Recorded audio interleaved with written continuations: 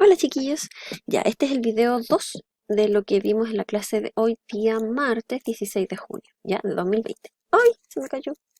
Ya, entonces vamos a continuar con lo de la guía 8. Ya estábamos en lo que tenía relación a lengua escrita, ¿ya? Y hablamos sobre lo importante que era para nosotros como profesores y además como lectores desarrollar la competencia lectora.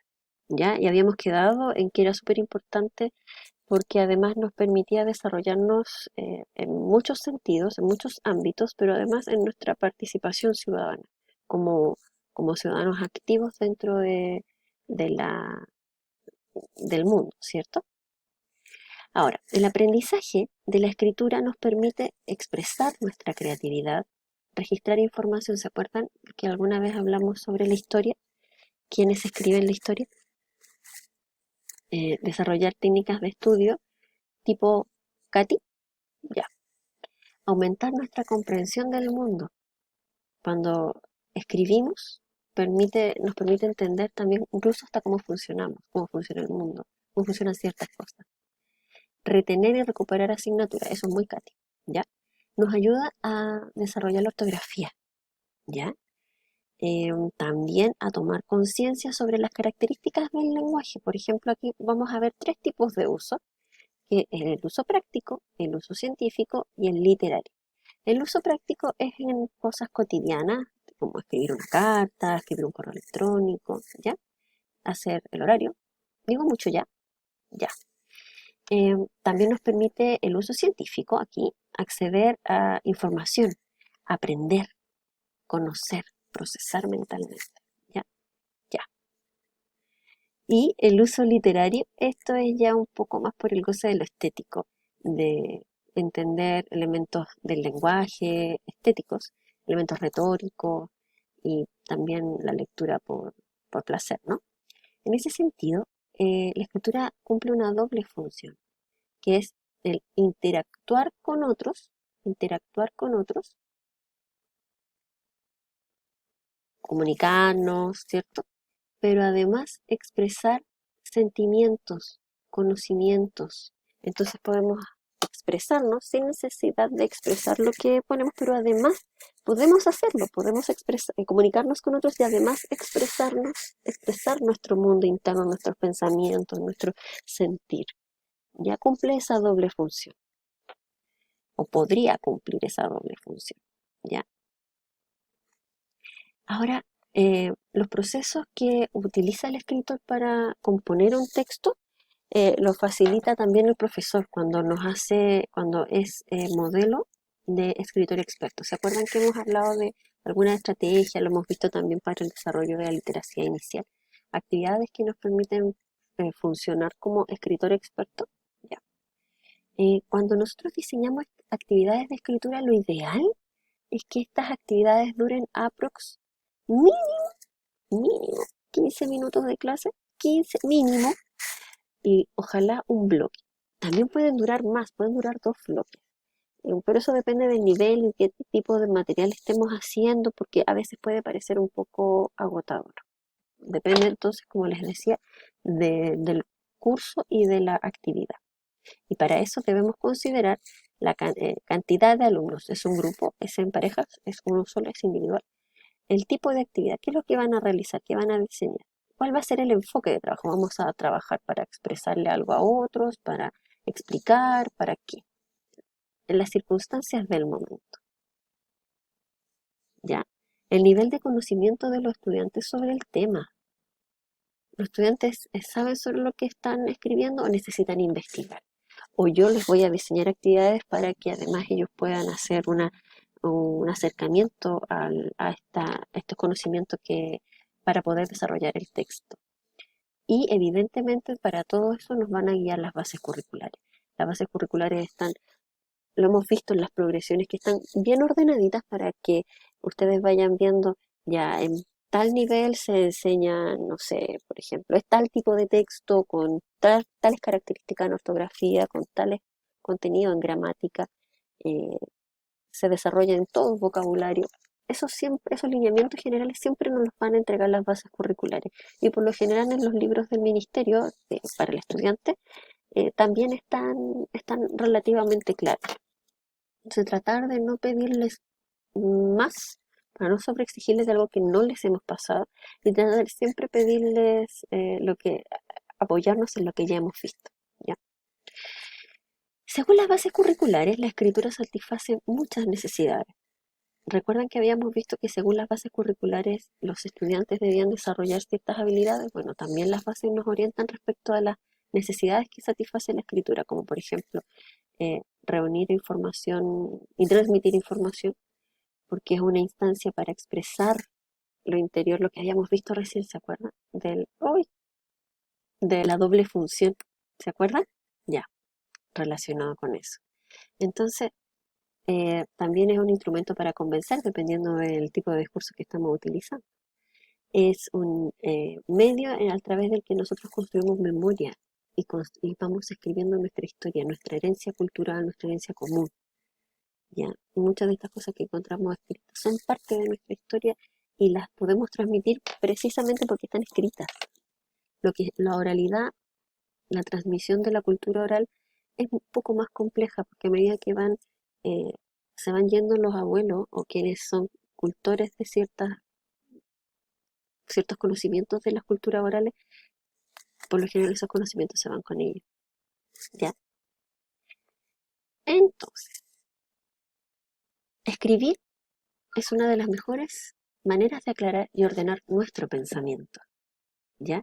¿Por qué? Porque en el texto o escrito hay que explicar ciertos elementos que por lo general en el texto oral se dan por el contexto, se dan por ejemplo, por cómo hablo, por cómo cierro los ojos, por si hago un gesto, mi tono, mi volumen, el ritmo con el cual estoy hablando, dan a entender muchas cosas que si yo solamente leo un texto, no siempre las voy a notar.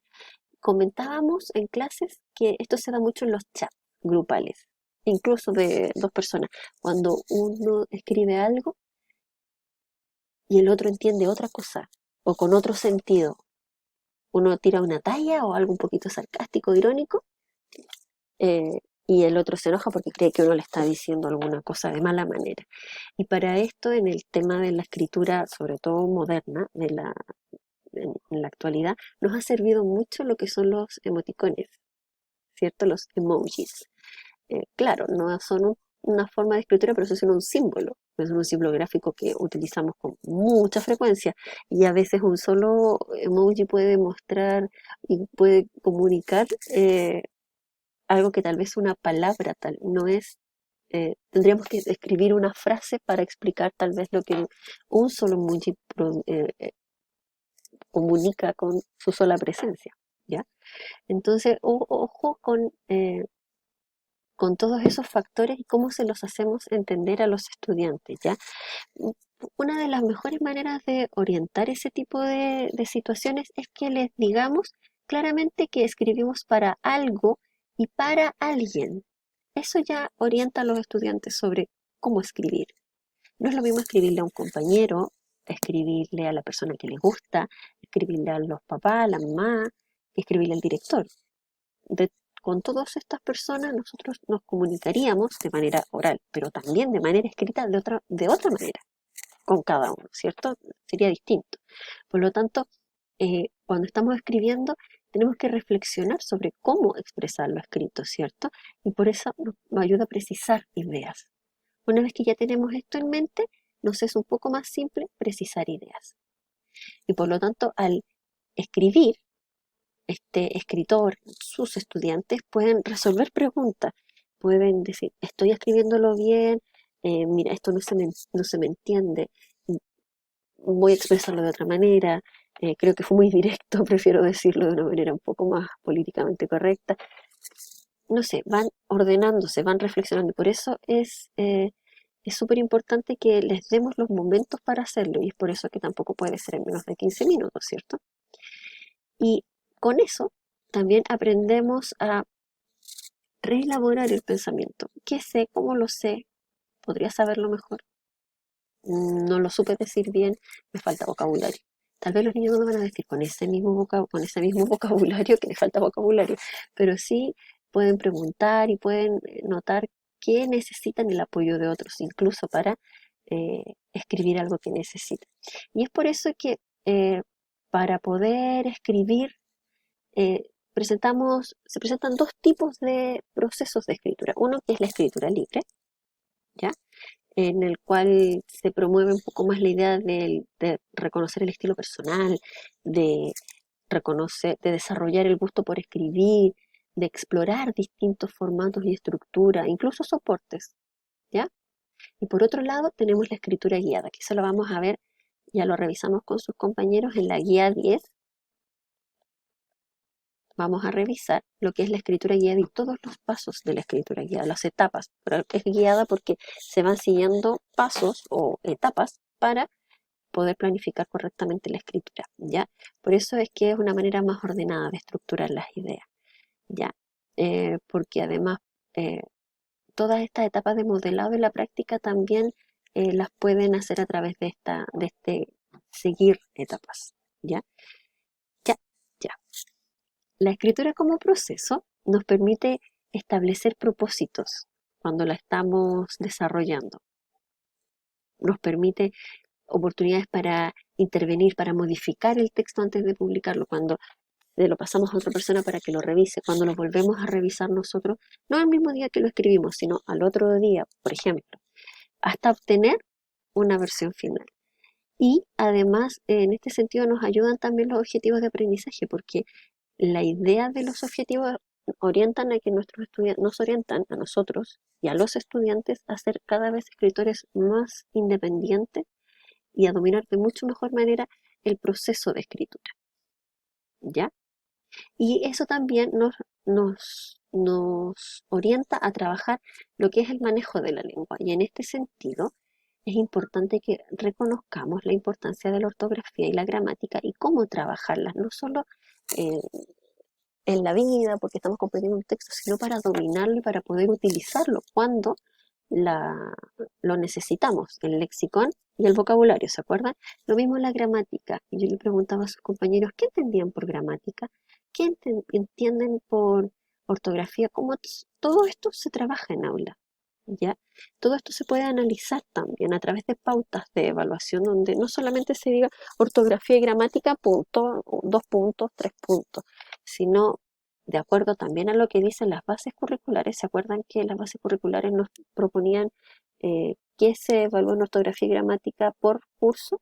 Ya, también qué es lo que les podemos ir exigiendo, que les podemos ir enseñando, principalmente enseñar a nuestros estudiantes en estos ámbitos eh, y que podemos aplicar todo, con toda seguridad y de una manera que nos va a ayudar a entender a nosotros y a los estudiantes si en verdad lo están aplicando y haciendo bien, si lo están entendiendo. Y eso lo hacen precisamente cuando escriben.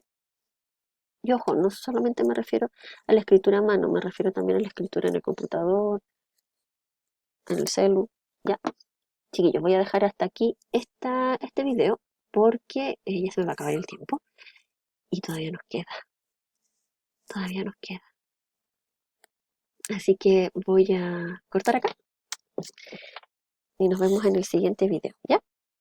Chao.